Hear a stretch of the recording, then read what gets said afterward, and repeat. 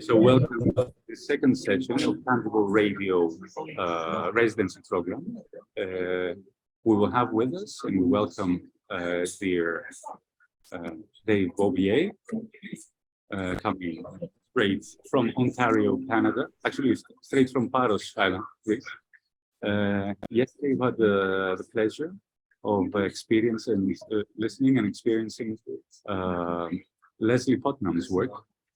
They're working together, and solo, of course, on audio sculpture,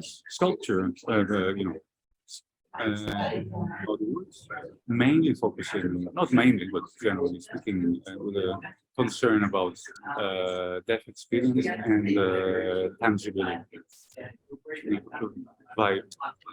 Vibro-tactile installations. So I don't want to prolong this introduction, so I just have to say that this is part of Bobier Art Infinity Radio, cooperation European programs, co-funded by the Euro program of the European Union. The project's called Tangible Radio and slash on Air, which is also co-funded, financially supported by the Hellenic Ministry of Culture and Sports. And this residency wouldn't be made possible, especially guys and girls, and David and Leslie wouldn't be able to bring their goodies and their artworks here without the additional support of the Ontario Arts Council. So you will stop listening to me now or seeing my face, because I will give the floor to David. Okay, so my name is David Bobier, and my art partner and wife is here with me, Leslie Putnam, who's over here in the corner. We're here last night, so you introduced her. Come on in. Yeah. We are from Canada, and we were delighted to get an invitation to, oh yeah, you need to be on. No, I just saw that Your face is Oh, okay. You want my whole face, is that what you're saying? Okay, all right. That we had the invitation to come here, which, as I say, we were really delighted to be able to come and initially meet Yorgos and Dana, and now to have met some of you last night and some new people tonight. So I want to thank you all on Leslie's behalf as well for coming tonight. This really means a great deal to us, and I'm hoping that we'll give you something to get excited about. So my name sign is this, which is a D in ASL, and this is a sign for art or artist. So my name sign is this. My pronouns are he, him, and I am a older white male with white hair, white mustache, white goatee, glasses, white t-shirt. Oh, and my hair is in a kind of ponytail at the back. So these are sort of standard ways that we introduce ourselves in Canada when we're working specifically within the deaf and disabled communities, because often we're in situations where there may be people that are low vision or blind, so describing yourself. Also, I'll talk a little bit about the movement that's happening in Canada right now around deaf and disability arts, which has been very strongly influenced by the UK movement, which is now 30 to 35 years in the past. So this is very new in Canada, and it is getting a great deal of emphasis and support from our funding bodies. or arts funding bodies. So deaf and disabled arts are a priority now within the funding.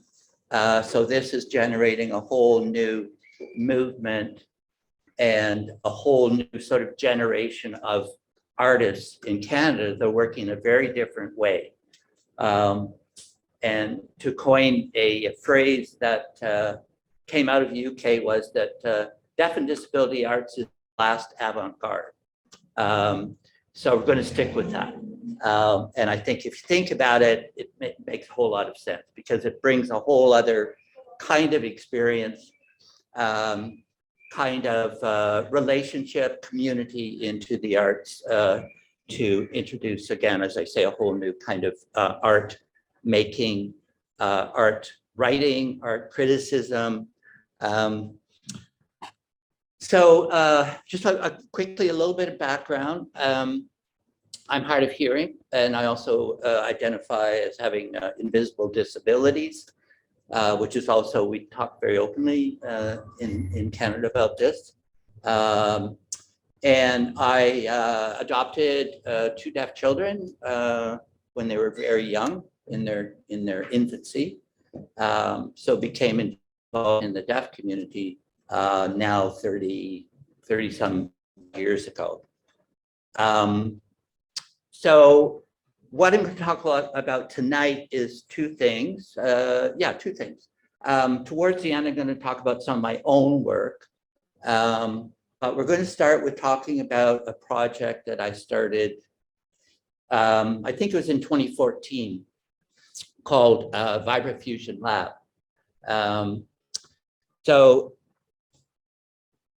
I want this to move forward. There we are. Yes.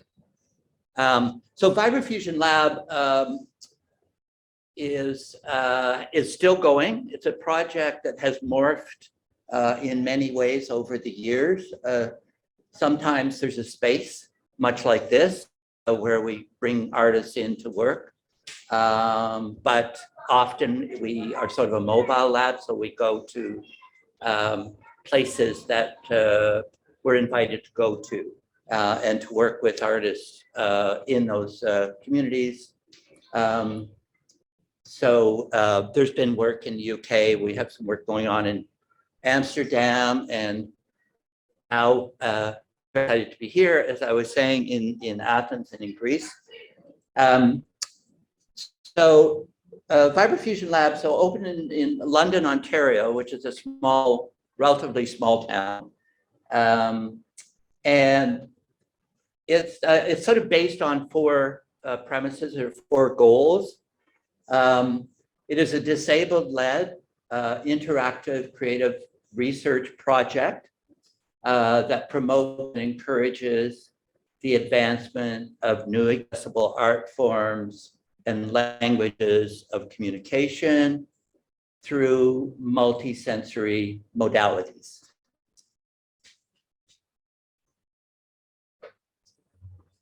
It invests in the potential of vibration as a form of artistic expression and artistic enjoyment. And it explores emerging adaptive technologies for their creative and accessible art potential. And it adheres to the social model of deafness and disability.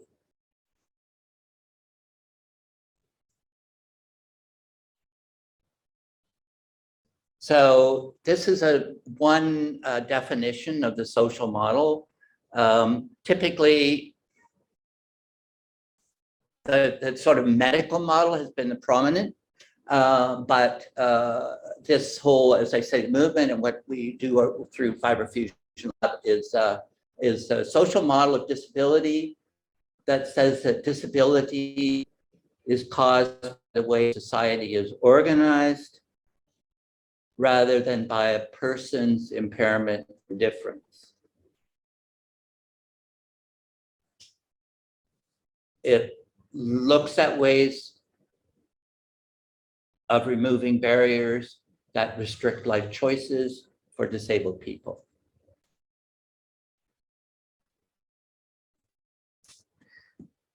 So around Vibro-tactile Lab, and you can just use VFL as a short rather than finger spelling, would be easier. Yeah, thank you. So some past and current projects. I'm just going to go through some of the projects. There's videos in some of them, and most of them are captioned. And my apologies for the ones that aren't. Okay. This was a project that Leslie made reference to last night, and I'll go into it a little bit more tonight. But it was a project called Hear, See, Feel What?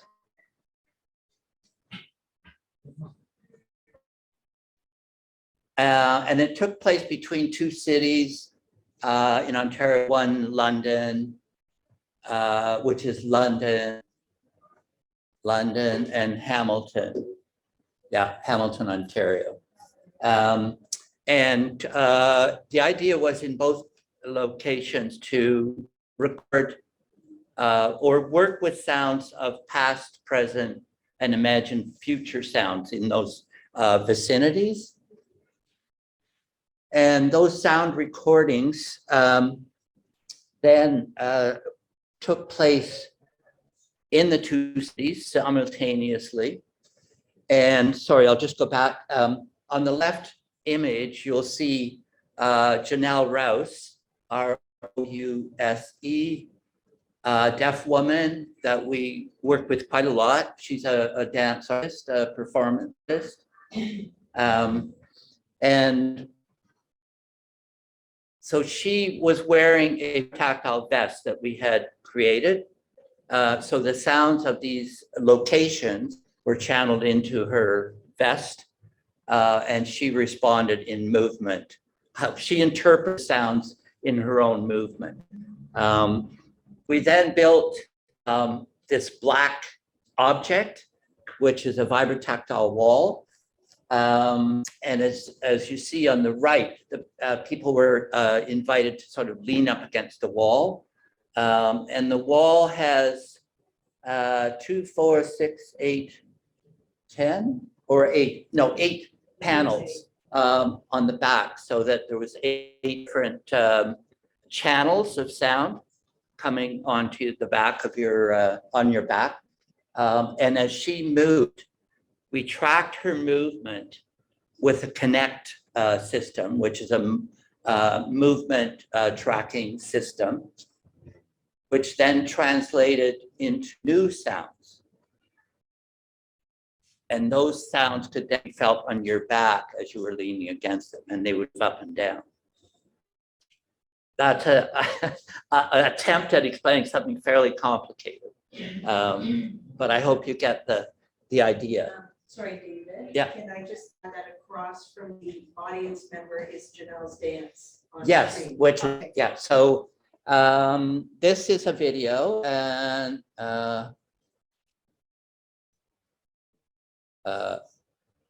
why? Oh, what's happening? This doesn't seem to be working on this one. Oh, there it is. Oh, sorry. What? Thank you. So you're seeing her. This is a projection of her. And as you would be leaning against the wall, you'll be watching this projection. And the tracking would follow her hands essentially as she moved them up and down.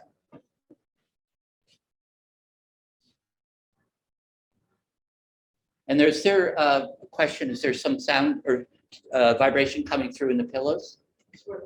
Right? We got a yes over here. Yeah.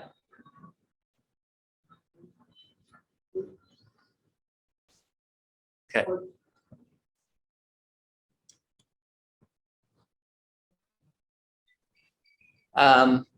So this was another project called All That We Accomplish, and it was a collaboration, an exhibition of a video artist and Vibrofusion Lab, and it took place in a gallery in Toronto called Tangled Art Gallery.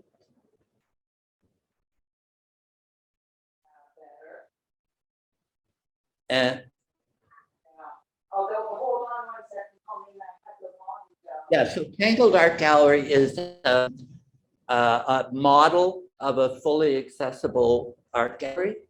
So other galleries across Canada are looking at Tangled as a way of creating more accessible experiences for visitors and for artists.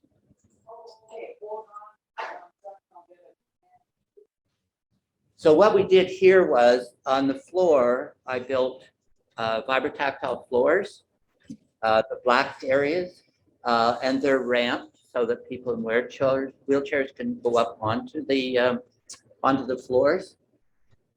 And all of this sound videos, the monitors are on the wall. All the sound from those videos were not channeled through the monitors.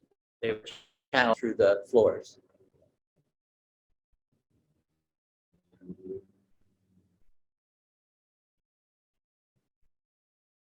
So on the right, the image on the right, you can see a number of young people kneeling on the floor and get a sensation that way.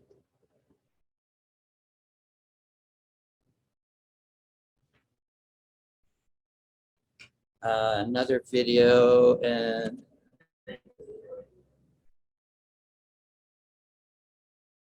not coming through. Sorry. I don't know if the sound. Doesn't go through here. It might be something you need to choose from your own settings. Okay. So it gives. Is it done? Is it done? It's not. Plug it in. Plug it in, yeah.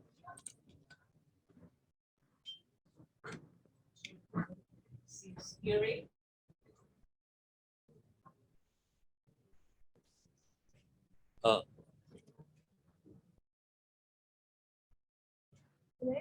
Opening of an exhibition called All That We Accomplished at Tangled Art Gallery, which is an organization and exhibition space dedicated to art and disability. 2/3 of the space is dedicated to the gallery, where I have 3 video works, and it's in collaboration with this lovely, amazing man from London. His name is David Bobier, and he's been doing a lot of work with the Vibro-tactile through the place called Vibrofusion Lab in London. Vibrofusion Lab is a creative space that explores multi-sensory creation and expression. In each piece, we looked at how do we make it as fully available to all sort of body forms and conditions as possible. What's exciting for me as a wheelchair user is I'm able to experience the works through vibration in parts of my body I didn't even know I had sensations. To be able to feel the sound in the video is so intimate, but also just sort of playful and lovely. And I was holding the pillow, watching the video, and I was like, oh, I wish I could watch movies like this all the time. The community of artists that are generating energy around Tangled are some of the most important artists of our day. They include artists who are working with and through questions around accessibility and disability.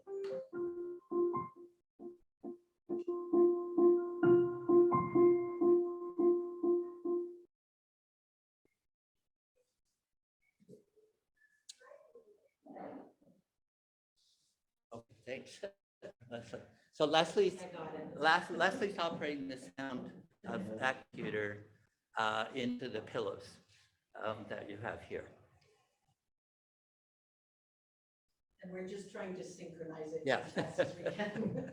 Along with a Zoom and copying, recording. Yes, it's like, anyway, it's working. Thank you. This was, I'll just quickly talk about this. This is a project with 3 sound artists called Feeling Sound Performance. And it was at and all of the sounds that they're creating, again, were channeled into the floors that you're seeing in the middle of the image and to various systems in the chairs.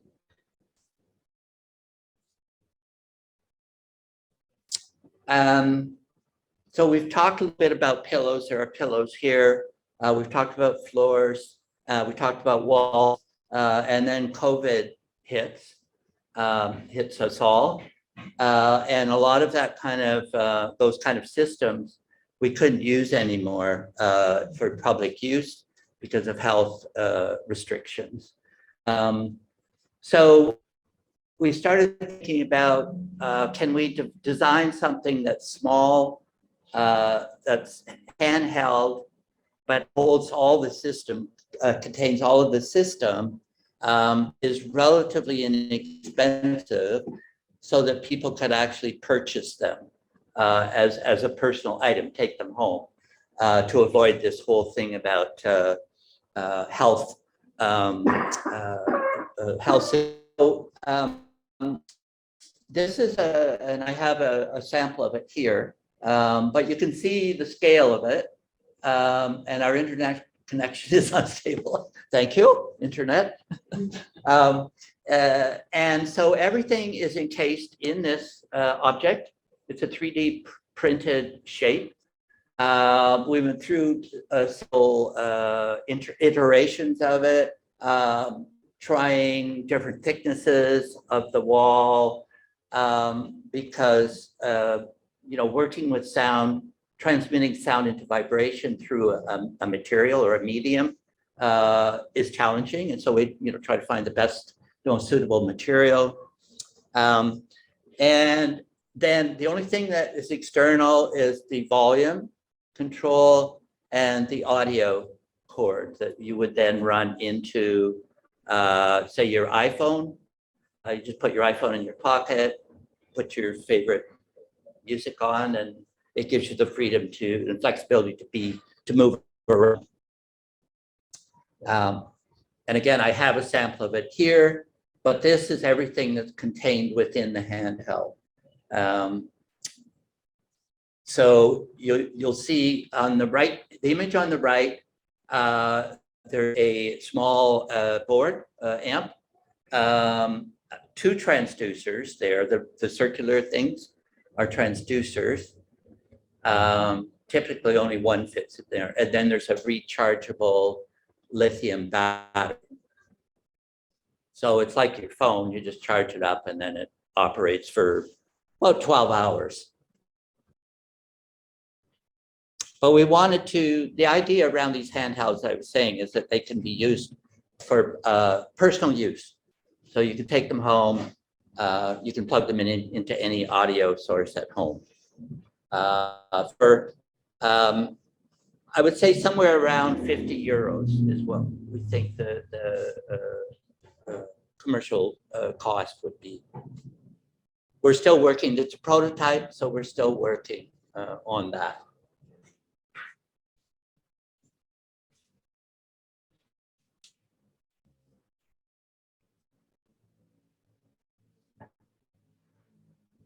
Just making adjustments here to the light.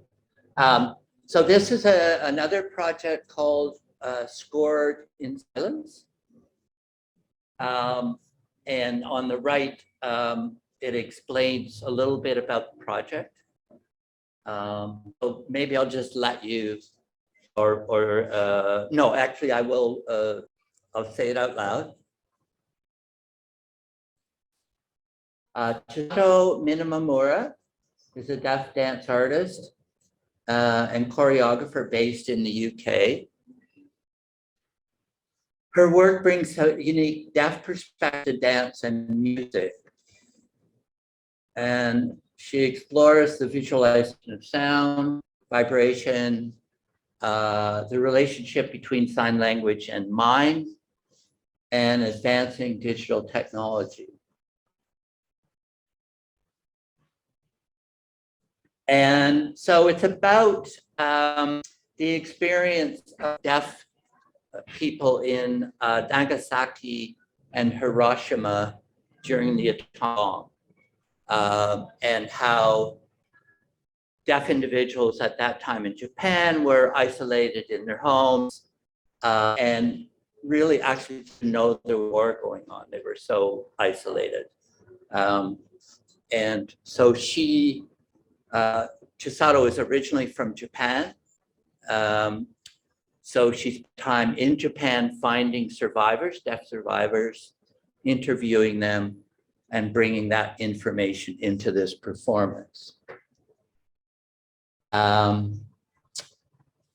This is a wireless system that was designed to be in the back of her costume, so that she would all get tactile cues for the sound production, so that she would be able to be in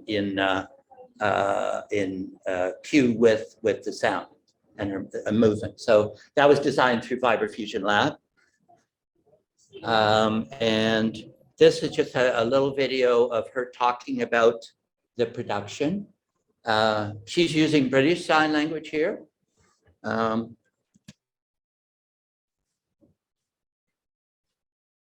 My performance is called Scored in Silence, and my role in that performance is as an artistic director and also as the performer.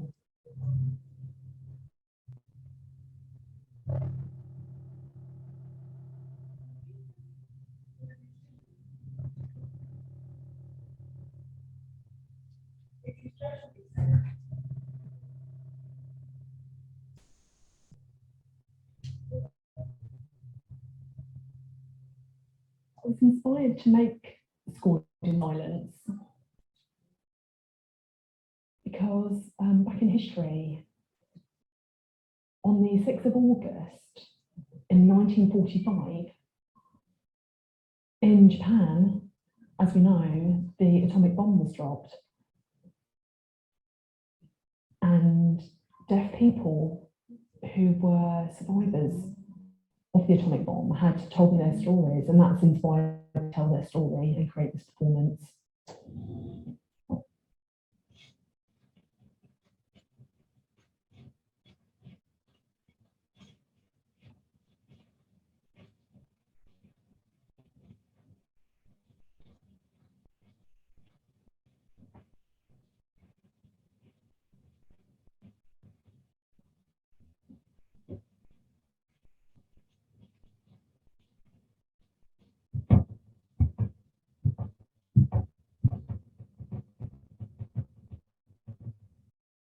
What I really needed to know was the exact stories from the people that had survived.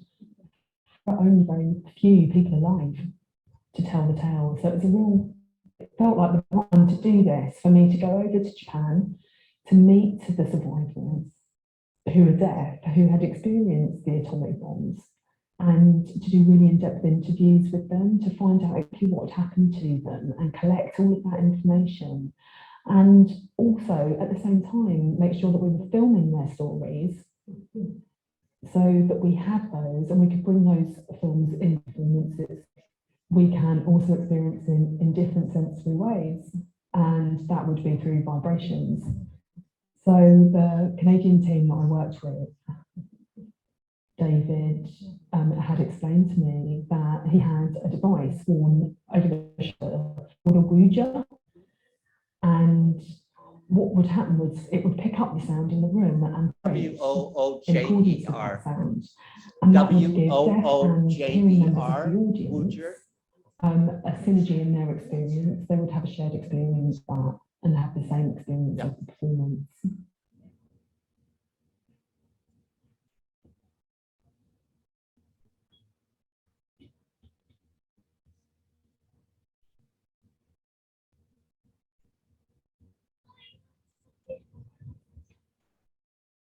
What I brought into the performance was my experience of that, using the hologaurs, which are the screens that you can see in the performance, along with sign language and animations projected onto that hologaurs.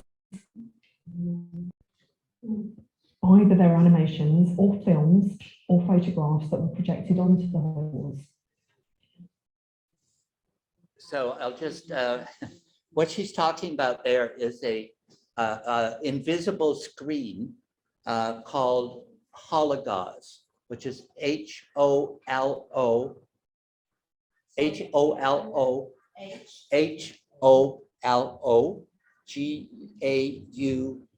ZE. And when there's cast on it, it becomes invisible. And all of the imagery that you see there is projected onto the screen. So the image you can see, but the screen disappears. So it allows the participant, in this case, Chisato, to sort of mesh with the animation on a sort of almost like the same level. I'm going to go to another project. And this is an artist from Montreal, Métis artist, which is part of the sort of indigenous community in Canada.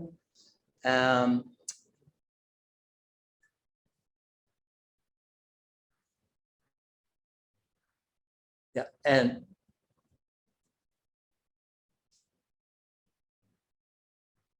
Sorry, how would you describe how people call them the local people, the local population? Is it the indigenous? Yeah. Like people from that, the original people, I guess. so you could say native, I mean, that's an older term, native, First Nations, Aboriginal. Yeah, what used to be, they used to say, in the past.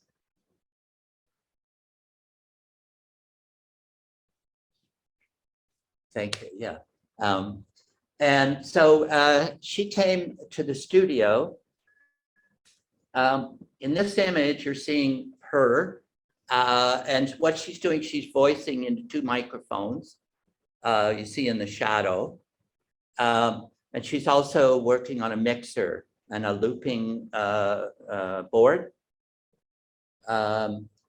So her performance is voicing and then looping and layering and voicing again. In the background is a projection of pizza pans filled with water.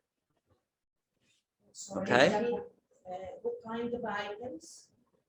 Pizza pans. Pizza Yeah. pans, yeah, filled with water. Yeah.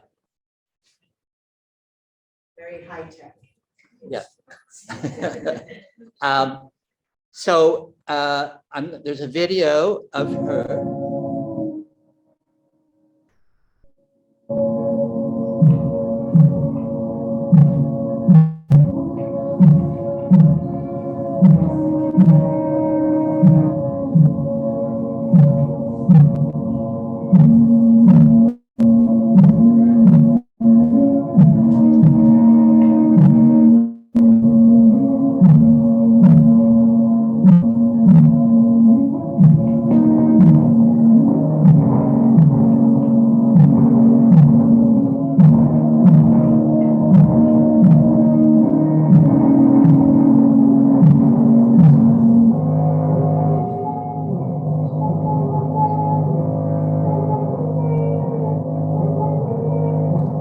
So what we were working with in this project was there were 4 pizza pans with different audio going into them, so that she was voicing, and she got so skilled that she was able to move to control from one pizza pan to another the pattern that was responded. So under the pizza pan were transducers.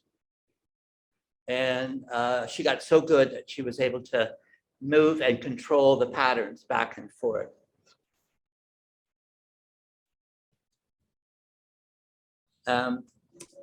This is where my interest in water recording started. And this was, I think, about 3 or 4 years ago, out on the east coast of Canada. And here we are on a wharf, and I have a hydrophone, which is an underwater microphone, which I'm sure most of you know.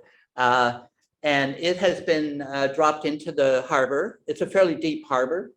And that is then channeled through a recorder and into wearable vests, Vibro-tactile vests.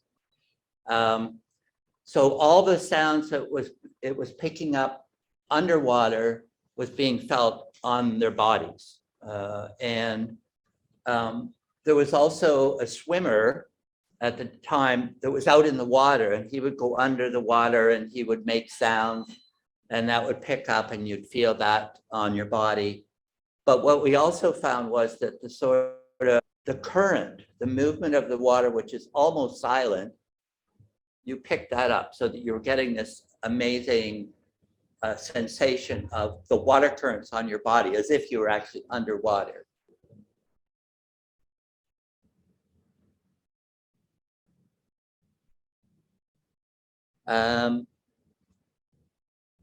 This one is called Holding Hands. This was a project in a storage bin. It was a project in Toronto, Ontario, where they commissioned artists to do installations in storage bins. So I worked with another artist, can't see his name up there. Oh, sorry, Yeah. sorry, storage bin, like a big container on, yeah, container ships. Metal.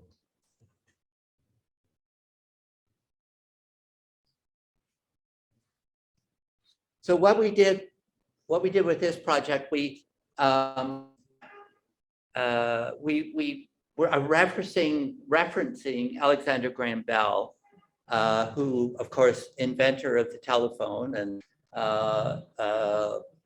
renowned for that, was married to a deaf woman, was a very oral promoter of oral education, and to the, well, you'll see in the text here, but what we did was we took the first recording of his voice on the telephone when they received, I think from, I can't remember now, it was Brantford to some, he was in Brantford, Ontario at the time.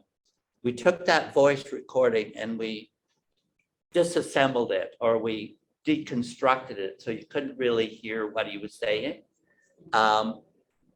We then activated lights within this space and placed placed transducers onto the walls so that the walls became speakers and the lights flickered to his voice. So it was almost like this sort of, what would you say? Resonance, I guess, of him. And I'll play a little bit of it.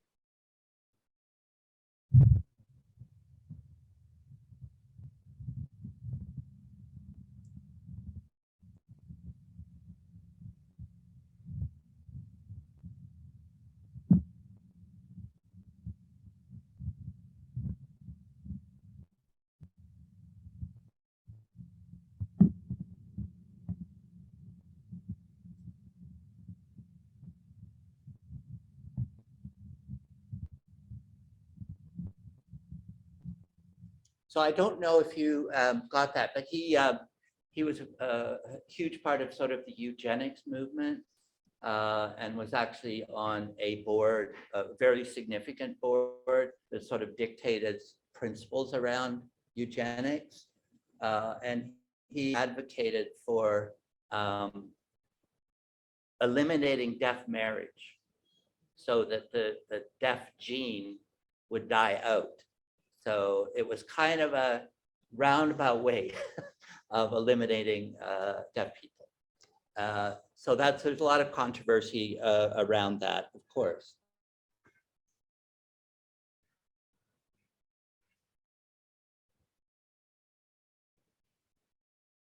Oh, sorry, apologies. Oh, back here, we'll go ahead.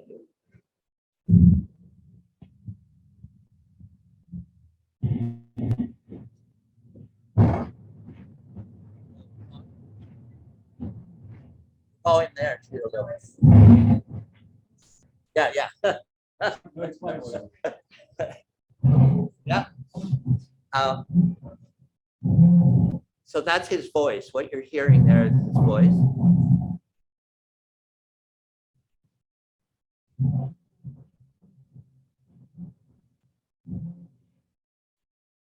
That's that machine that we had there was a hearing tester, early hearing tester. Teletypewriter. To measure hearing in people.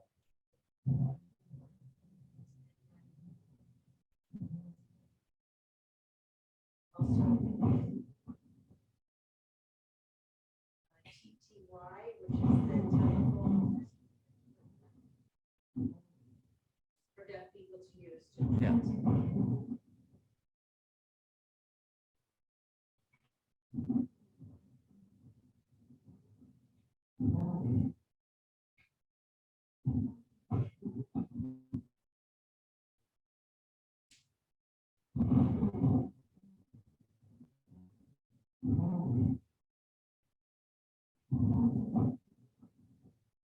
There's an early book of sign language instruction.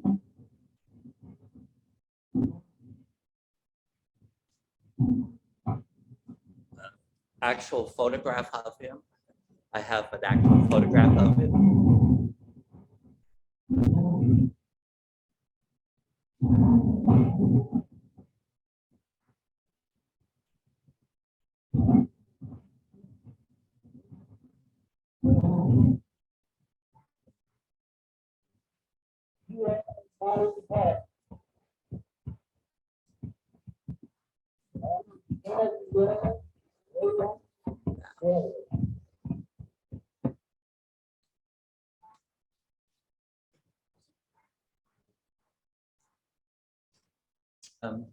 I'm just going to go past this one. This is something that's more current, actually a big project that's going on right now. It's called What Do I Hear? And it's in partnership with 12 international artists and the project in Amsterdam. And it includes composers, sound artists, electronics engineers, architects, musicians. So the idea of the project is to bring all these people together and research and develop ultimately sort of architectural spaces that are sensory spaces, but that when you go into the space, you interact in a way that your movement might change sound or vibration or light. And our role in this is to build this Vibro-tactile. I showed you previously that big black object was our first Vibro-tactile wall. This one is a current prototype, which as you'll see on the left. It's a wooden frame right now, and there's rubber bands that run across between the wooden frame. With there's four rows with 3 transducers in each row, which you can see as sort of the black with the shiny parts in the middle. It's a 12-channel wall, so that each transducer we can channel a separate sound into each transducer. And the other pictures show people sort of leaning against it. The second image there is a woman leaning against the wall. The person on the right is the person, he does a lot of work for me. He's a partner. He's an electronics engineer. His name is Jim Ruxton, Jim Ruxton, Ruxton.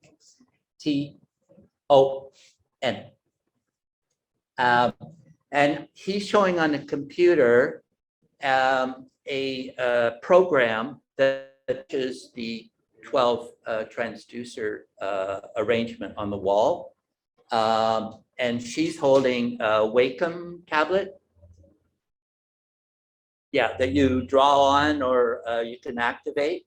And that's also mirrors the program so that she can press on the programs on the Wacom tablet to activate the sound in the wall.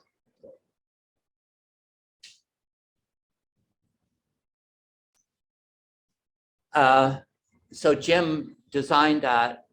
He wasn't satisfied with that. He thought, let's try a joystick.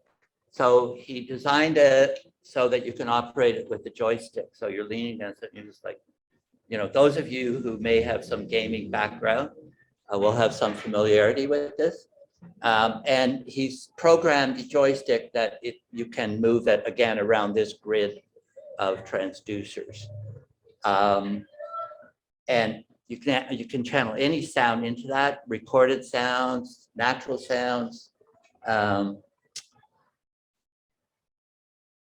And Leslie, can you, or do I do that here? Yeah. Yeah. Oh, hey, yeah. Yeah, we'll do it together. And then we'll put the pillows down. Okay. Oh, I wanted to do, where did closed caption go? Ah, It's there, it's okay, right on the CC, to the left, the far left. here? Yeah, Oh, all right. there we go.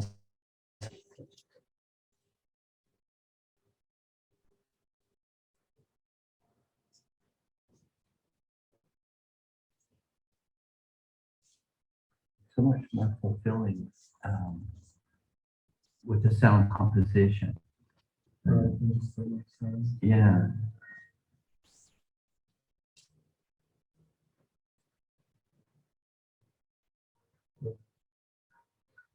My name's David Bobier. I'm here from Ontario, Canada, working on the project What Do I Hear?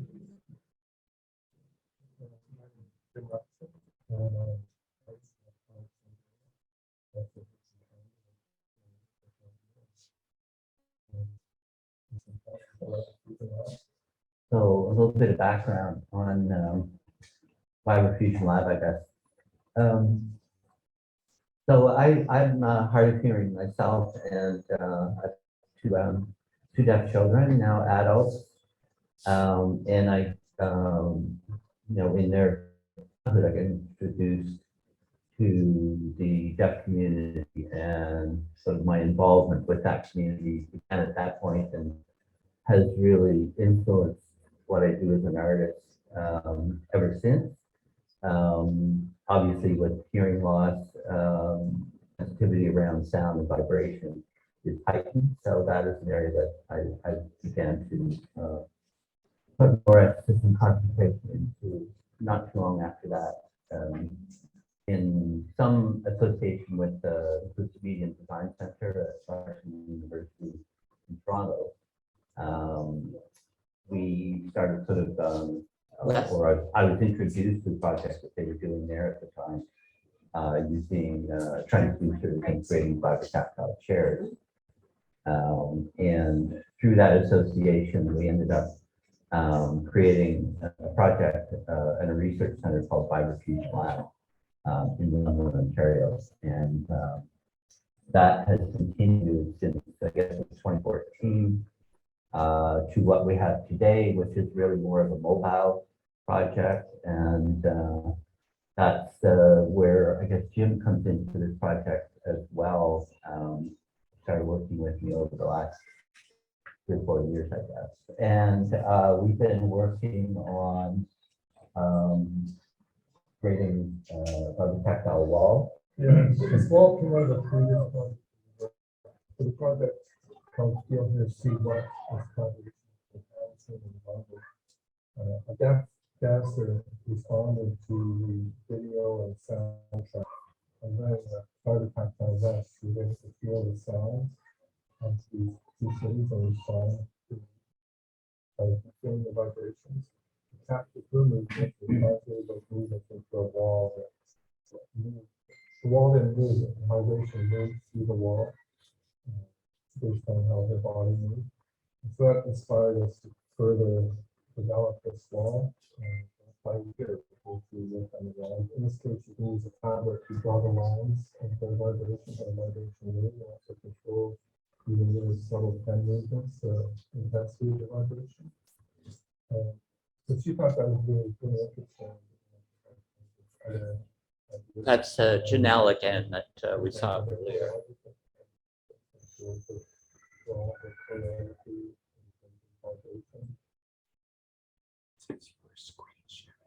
I like the high frequency. I think it softens the vibration and the intensity. Stop. When the high frequency is removed, it feels very sharp. And so the vibration is sharpened, and again, it's a sensation of surprise that my body feels. It's a very down, but Oh, sorry. and also share Oh, that's like bottom left, a burst of bottom left, share sound. vibration. Because she knows history, so she knows where it comes from, the background of this project. So she could see where we've come from there, and also she can extrapolate to where we may take it. Yeah, they're resonating, that bass and the resonating just. This makes you feel taller somehow. Oh, wow. That's really. Or floated anyway. Yeah. So you're not like sort of rooted to the floor. Yeah, so you can see on the screen here, each of these squares represents a different transducer behind David. So for example, this is the transducer over his left shoulder, it's the transducer over his right shoulder. As he moves the pen across the tablet, it brings the vibration across through the field of transducers. And depending on how I set up the program at this point, determines how far out the field of vibration spreads, so I can change that field of vibration to increase over a wider area. So now you're going to see how the field of vibration is much larger.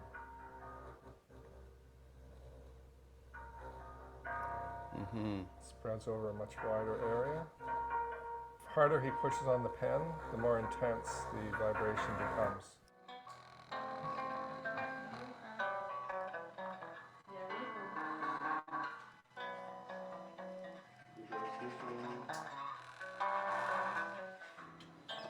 Really nice. From the user tests, I found it varied. Some people really liked having the individual feeling. Yeah. For example, there was a double bassist here the other day, and he was enjoying the feeling of the sound over his kidney. Is that the higher octave? Is that like double the octave down there? But it was not. It was actually the exact same. His kidney, for some reason, felt a different frequency. Yeah. So in that case, it's really great to be able to pinpoint the vibration, to have it move separately across your body. So for example, using this control, I can change the cutoff frequency of the sound that we're hearing and feeling. So right now, only the bass is traveling through the transducers. And if I move this up, we can get the high frequencies back into the sound and the transducers. And this is what Janelle, she really appreciated being able to feel those high frequency sounds, which personally I don't even feel myself. I hear them, but I don't feel them. She really wanted the whole spectrum, the whole frequency range to get as much vibro-tactile information as possible. So that was, I think, a real takeaway from working with her. Depending on the specific needs of the individual, we always have to keep thinking about how we can adapt to someone, say, who only has the use of one hand or has limited use of a hand. You know, what we look at in terms of the hardware to make it easier for them to be able to use the system, the technology. So I feel about the joystick is I feel it's much more physical than the pen. Maybe it's because the pen is so kind of small and dainty, whereas this feels like more physical and part of your body. Like when I move this, I almost feel like moving with it. I don't feel like I have to look so much at the graphical interface. like right now I'm not looking, and I feel like I have pretty good control over the vibration behind me. Whereas with the pen, I really like to see the actual graph in front of me. It almost feels like the vibration is also in the joystick. And you can do this with one hand, basically. But here you preset the maximum intensity, and then depending how close you are to the transducer field determines the actual intensity. These different keys actually activate different sound recordings.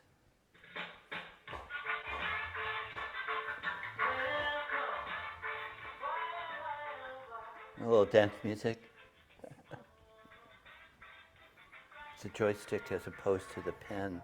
It brings certain connotations with it. Well, for young people in particular who have sort of grown up with joystick in some sense. But if you think about electric wheelchairs or motorized wheelchairs and joysticks, and how this could be an easier way of transitioning for someone like that into how to use this as opposed to a pen. Been doing more and more work with people with autism too, because it seems like the nature of autism, music is really highly appreciated by the individual. So there's this whole sort of, balance between working artistically, but also, the potential of therapeutic applications. There's always those interesting challenges that actually lead to kind of new and exciting things too. Thinking about how access, or the way in which you create access to the work, is embedded in the actual creation of the work. So inherently, the work changes because of that. So I think what we're going to see, and we're already seeing, is a sort of new way of working, but out of that will come a new kind of range or variation on artistic production and the kind of work that comes out of that. So I think that's going to be really fascinating over the next, number of years. And just gentle, oops.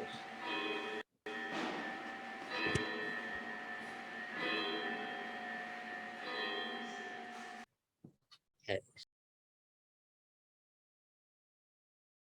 I'm just going to continue quickly. This is a project with a integrated dance group in Ottawa, meaning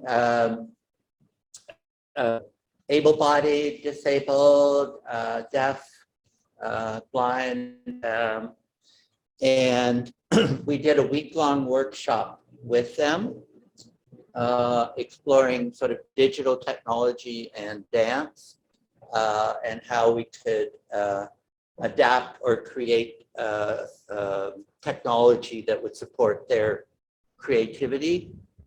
And this is one of the participants in the workshop who we're now going to be starting to work with. She's a burlesque performance artist. This is the first time we've worked in burlesque. But as you see, we're going to be working with texture of the materials and translating. Sorry for the interruption. Can you explain a little bit the word burlesque? Burlesque? It's a kind of a. It's a cabaret, kind of cabaret, exotic. Maybe just, it's okay to say. Yeah, At this point. yeah. But it tends to be like very elaborate costumes. I guess partial nudity, you might say, sort of explore body, but not in a suggestive way, in a very artistic. It's an artistic form in Theater and dance. in theater and dance. And so we're going to be putting microphones, contact mics in her costume. And so that the movement will create rubbing of the texture, which will create sound. and then which will create vibration. So we're just starting to work with her, but here gives you an idea of some of the possibility of sound.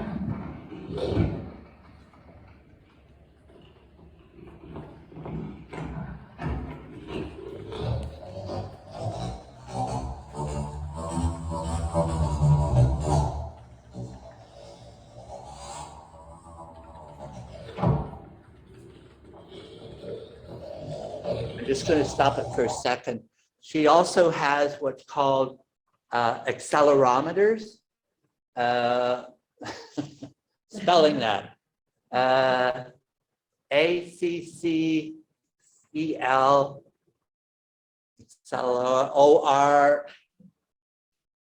O-M-E, yeah, O-M-E-T, sorry, yes, sorry.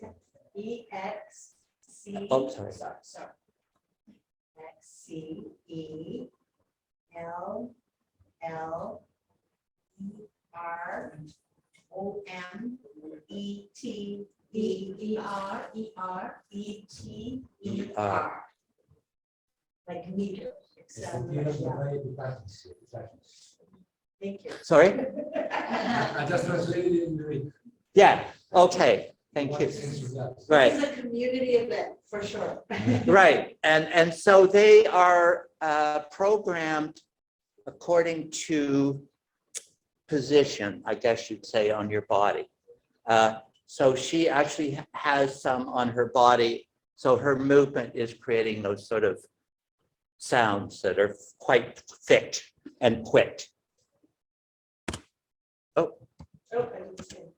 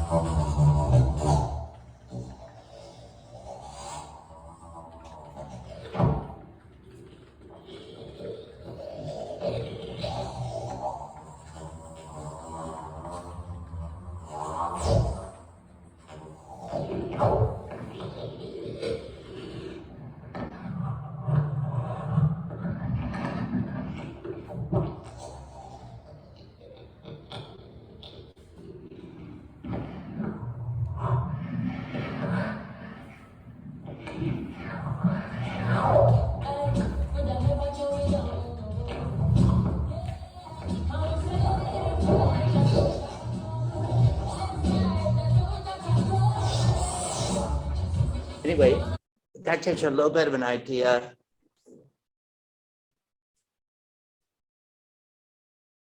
Cheers here.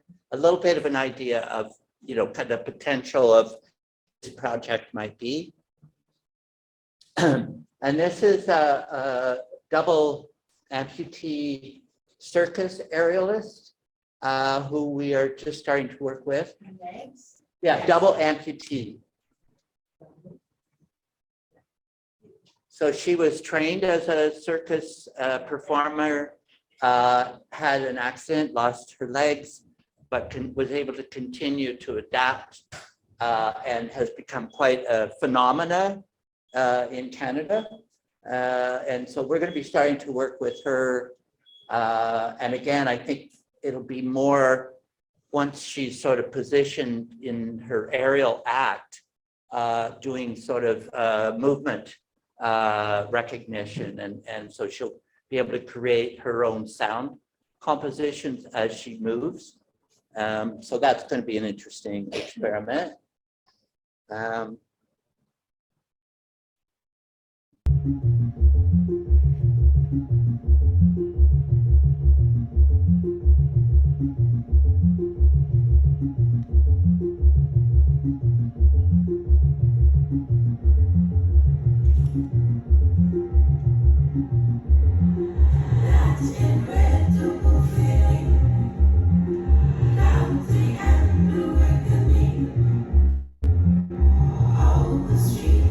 So you can see very competent performer.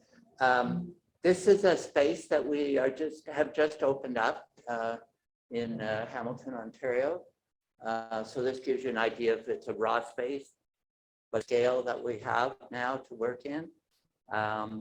So we will be setting up a lot of these sort of systems and technologies in the space, and with funding, arts funding, be able to invite artists to come in and work in this space with us. Acknowledgements. I don't know if maybe I'll have to wait till Saturday to do some of this.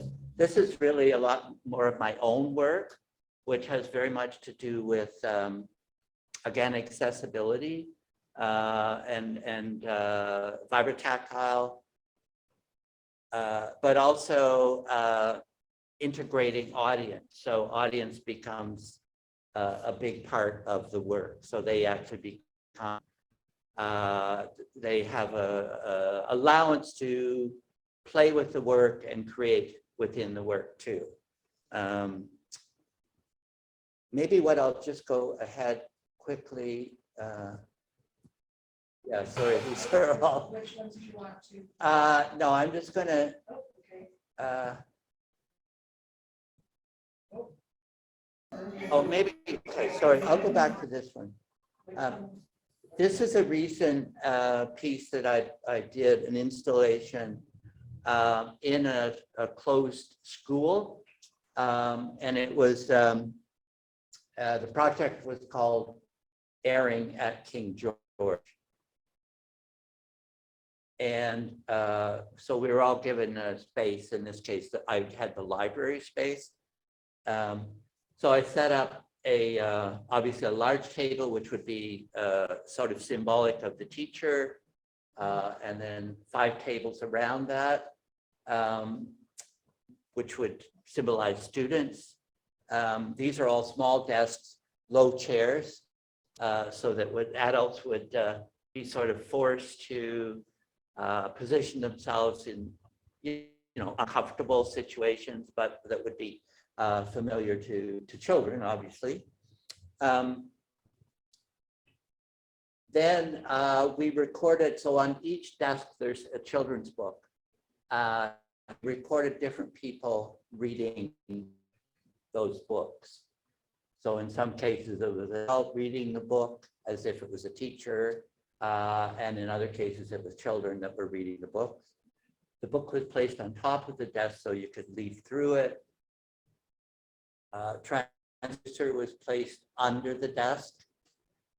The voice of the person that was reading the book would be channeled into the desk. So the voice of the person would be coming out of the desk. I think, as that explains it. Okay. Anyway, I'll just. Oh.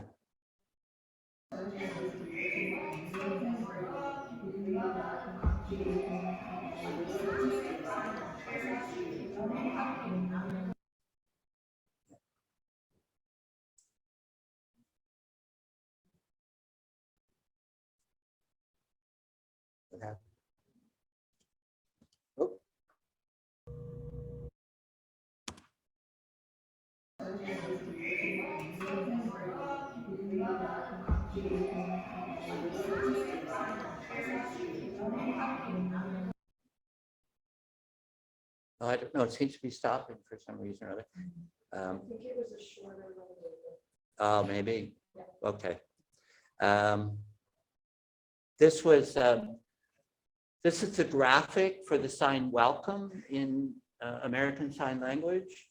So it's in the front of window, and I've put 2 transducers onto the window and recorded or channeled the word welcome in many different languages so that the window became the speaker, and these voices are the language, the voices for those words came out of the window, and it was placed at the beginning of the building where you would come in.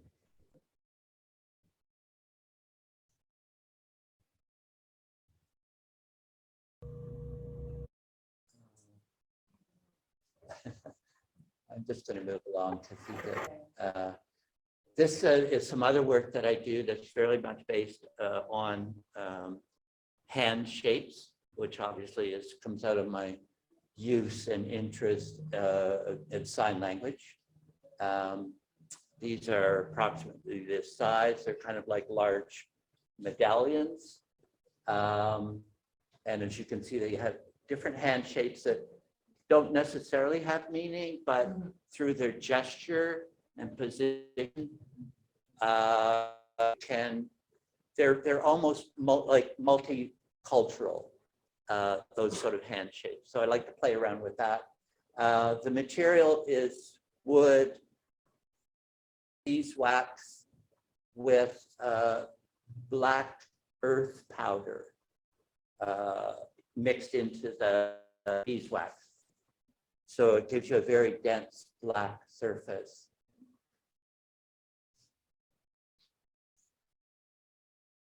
And we also do public sculpture. And this is a piece, again, hand shaped, galvanized steel that Leslie and I commissioned in 2014. It's, well, the size is there, 14 feet. That's not, yeah. 4 meters. 4 meters. Yeah. You can see from the scale of the figures how big it is. It's quite large.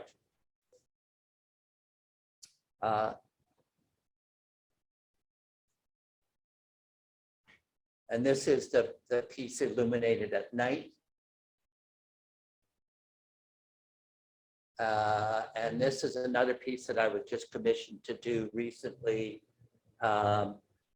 Again, a hand shape, approximate size there would be what, 2.5 meters by 3 meters high, or long, I mean, something like that. Again, steel.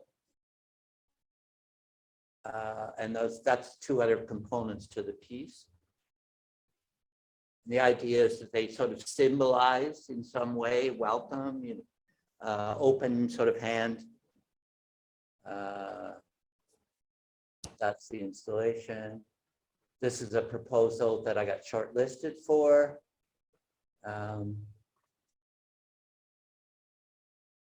So to me, hands are integral to communication, whether it's through sign or whether it's just through, you know, common social conversations and that, as I'm doing right now. And that's it for now. Thank you.